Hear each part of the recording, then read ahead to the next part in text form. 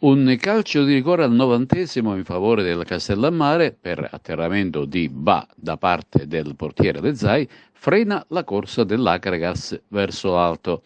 Una strana partita che ha visto sempre in avanti la compagine biancazzurra che probabilmente ha solo il torto di non aver saputo raddoppiare il vantaggio ottenuto con Gaccetta al 33° del primo tempo.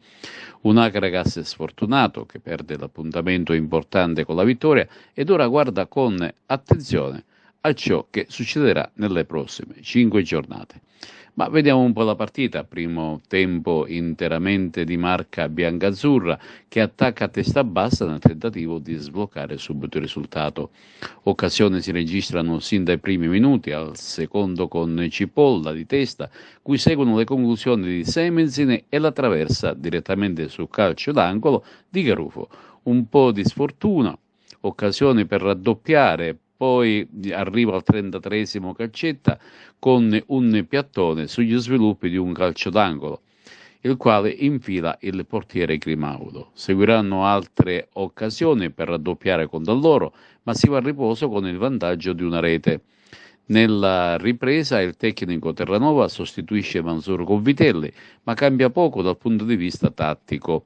Al 54° Cipolla manca la rete del raddoppio, il nuovo entrato Vitelli sbaglia la mira ed ecco che il Castellammare, sino a quel momento molto attentista, esce fuori gli artigli ed inizia a martellare la difesa agragantina con i nuovi entrati.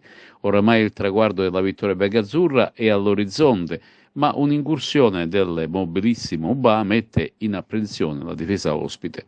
Il forte attaccante gambiano va via verso l'area, ma viene affrontato con decisione dal portiere agragantino Elezai, che lo butta giù senza tanti complimenti.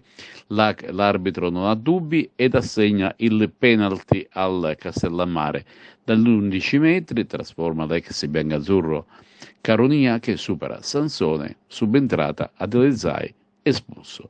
Finisce in parità e a 5 gare dalla fine del torneo la lotta al vertice rimane sempre più che mai aperta e imprevedibile. Il prossimo turno l'Akragas ritorna a giocare al Seneto contro il Gela.